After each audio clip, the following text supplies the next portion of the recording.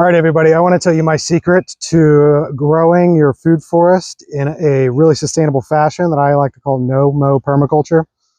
That's basically just using your weeds and your biomass, your leaves and things to feed your food forest as a fertilizer. But in the meantime, of course, it's growing, as it normally would, in a natural way. And in that way, we can get lots of edibles and medicinals out of the lawn before it ever gets to the point where we're using it as a fertilizer. Some of the, in my area in Virginia in zone 7B, some of the edibles that we get out of our landscape that just come out naturally are violets, burdock. We have a lot of wild carrot, that's Queen Anne's lace. Most people are familiar with No Mow and May. They let their lawns grow out to seed or let any native species grow and kind of just like encourage biodiversity. And what permaculture I think can get from No Mow is that we're letting all of this biomass grow, all this plant body grow in excess, and then if we can harvest that and put it to good use at some point, that's where the permaculture part comes in. And so when I think of No Mow permaculture as I use it in our system, my main goals in that are soil building and selective management of the native species that will come about because I'm doing No Mow, because I'm just letting forest succession happen. This kind of grassland, what was a lawn, is trying to become a forest, and it's going to gradually change the species in this area to become a forest eventually. But you don't just let that happen willy-nilly. There are some species that come about, like invasive ones, Japanese honeysuckle, that you do want to selectively manage. And so ones in our area are things like this sweet gum. There's just too much of it. It gets in our way. Stuff like this tulip poplar, which is an awesome tree in itself, but it's just, there's too many of them. And I don't want them to, pop up here and shade out other things that I want. So I selectively manage those. Dog fennel is another one that we learned to really dislike, at least for the aesthetics. It just doesn't fit. Doesn't feel right, but it does have the benefits like an insect repellent. So we'll keep a little bit around for that. But there's, at the same token, there's stuff that I want to keep. That's why we're doing it, is let free plant species happen so that we can keep the ones we want. Like this fleabane, not only ornamental, but it has some, pollinator and medicinal values. This awesome, handsome boy here is an American persimmon, just came up out of nowhere. We have wild lettuce that we eat raw. It's, a pain reliever. Sumacs, maybe it'll produce the berries that we eat as a pink lemonade, as a sumac spice. In the back there, maybe the camera can pan to it, there's a handsome black cherry tree, which is a keystone species. This is exactly why we want to do No Mow, so that we can let these keystone species happen on their own. The keystone species being ones that native pollinators really depend on. I think black cherry has like 300 species of pollinators that depend on it as a host plant.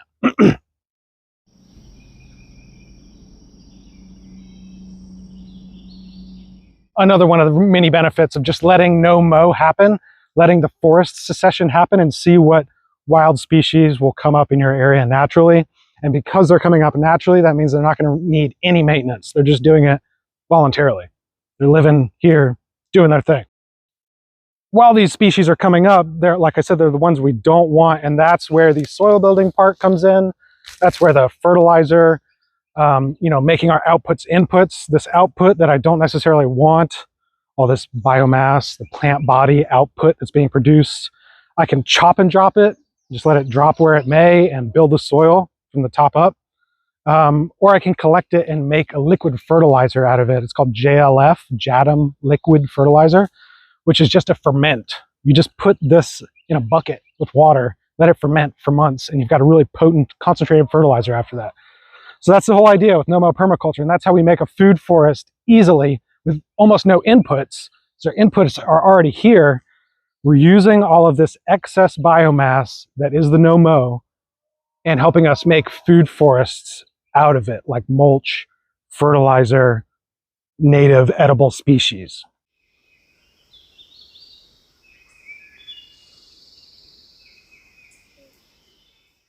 So I couldn't have done this video and couldn't have done No Mow without my chickens. they're the reason I started it. We started No Mow within their movable paddocks so that they could just eat passively, and I didn't have to buy store-bought feed and stuff. And then we expanded it outside of their paddocks to the rest of the property, and so that's why the rest of the property is No Mow. It's really to let them forage. This is the real permaculture part of it, making my outputs their inputs. They're foraging, they're eating the insects and the ticks, and fertilizing the soil along the way with their poop. So shout out chickens.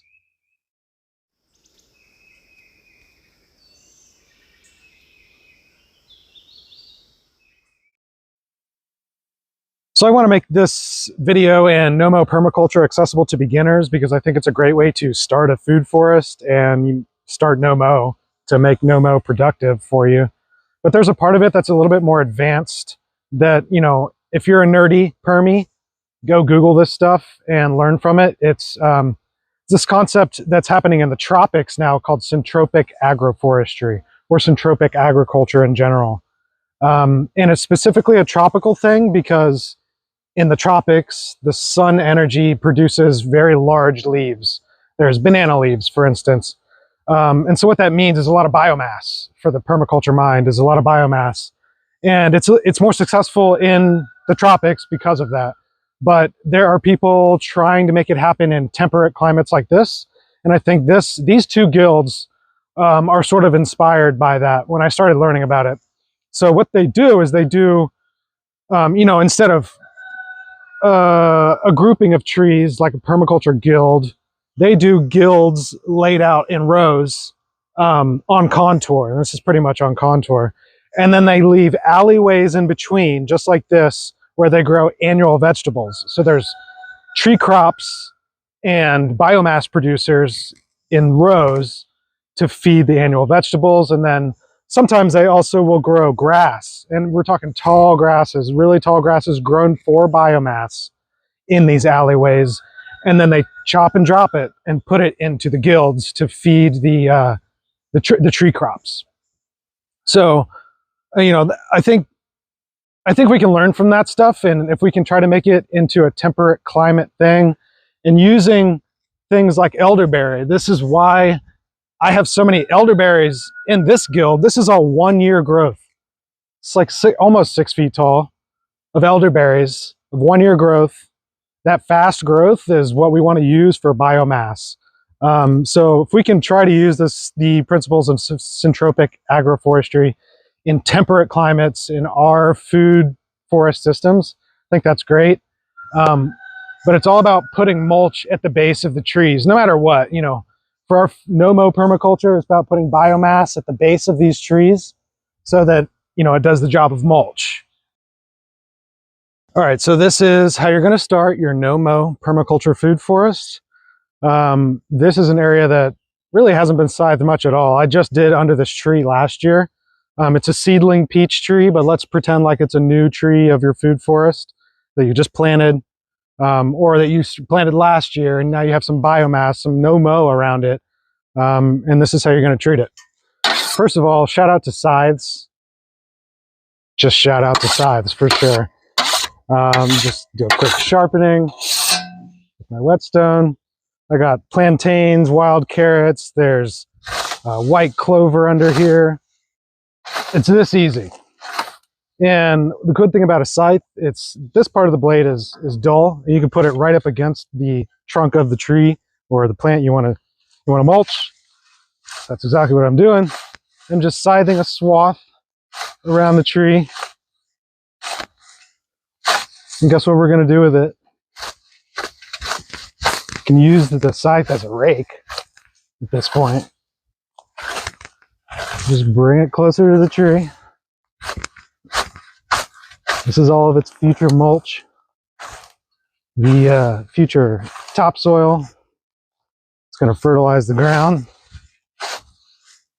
Oh, some of this is kind of tough. Here we go. Look at that. I don't have to buy any stupid store-bought mulch. This is compost. It's exactly what compost is. Collected under the tree over the root zone. So the roots are having its moisture preserved. And it's really pretty easy for woody stuff like a tree. But I'll give you a little tip that I got from Copic Agroforestry. Take your biomass that you just collected, kind of get it into a bundle and twist it, makes it more dense, and put that at the base of the tree. And that's going to be the best. It works so good. It's like a really good mulch. It's so thick that the weeds that are still under there are not going to be able to penetrate this like really thick mat of biomass. So it really can be that easy. And on a larger scale, you just make a big mulch pile around all your trees and start to connect them like islands.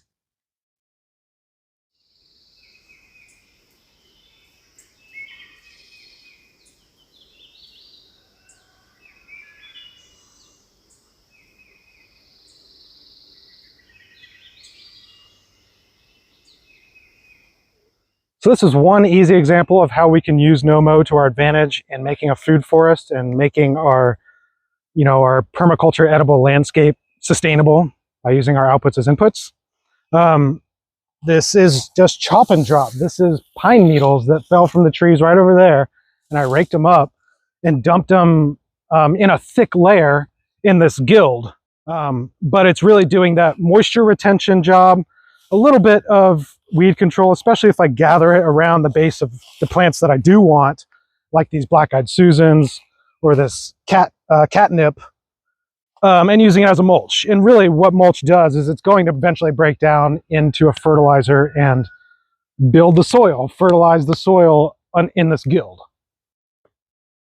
Okay, so this is kind of what you can expect on a larger guild scale with No Mow Permaculture. This all was just lawn. This area is the kind of section that I highlighted in the beginning with all the native plants like the American persimmon. But as you can see, there's 1, 2, 3, 4 guilds here. Pretty young. Actually, these two are 1-year guilds. This one's actually the oldest. It's like 5 years. This one I might call 2. But as you can see, I just scythe the paths that are around and adjacent to these guilds. That gives me maximum access to the peaches that are growing here, the future fruit, the eye candy, like the rudbeckias, my berry guilds. This is boysenberry, raspberry, blackberry, black cap raspberry, sochan figs. And I just scythe all that excess fertility and put it into the guilds. That's the biomass, mulch, the future topsoil that I'm building the guilds with.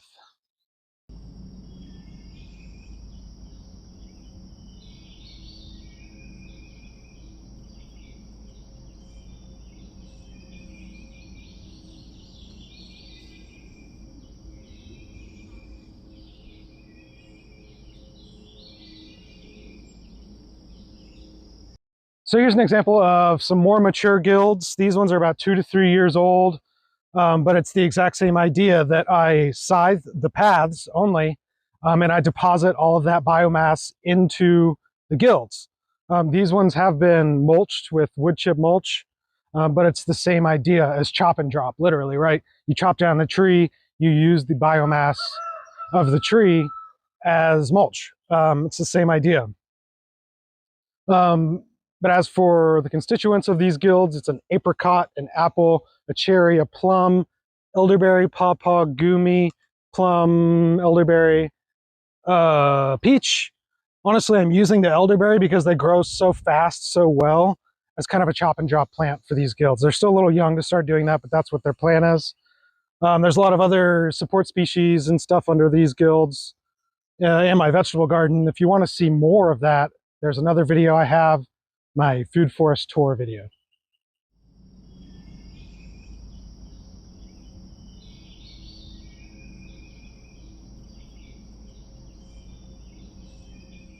All right, so we get the chop and drop idea. We get the idea of using biomass as a mulch around our trees.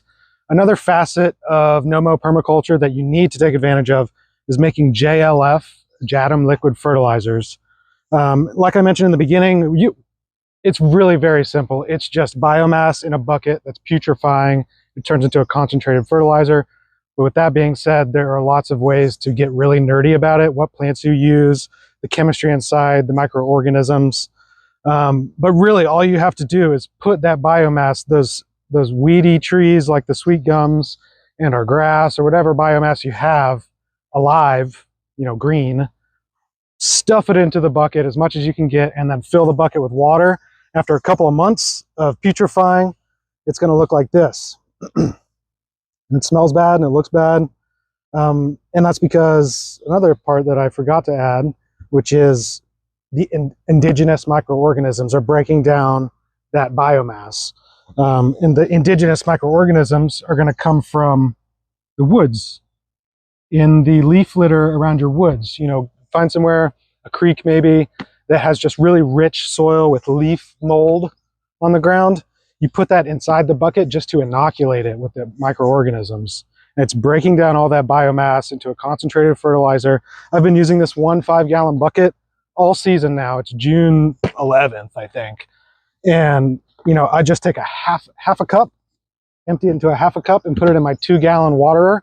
That's the ratio I usually use. Sometimes I'll use a whole cup of this in my 2-gallon waterer. Put it at the base of all your seedling plants. It's amazing. I also use it as a foliar spray sometimes. In addition, it can actually also be a pesticide, not really in the bad sense, but in the totally natural sense, that those microorganisms are not the things that bugs want on them. So it can keep some pests away from your plants. Anyway, you have to use this with your food forest. It's just as integral as mulch, I think. And as far as fertilizers are going, and synthetic chemicals in our soil and stuff, just revert back to this and you won't be disappointed.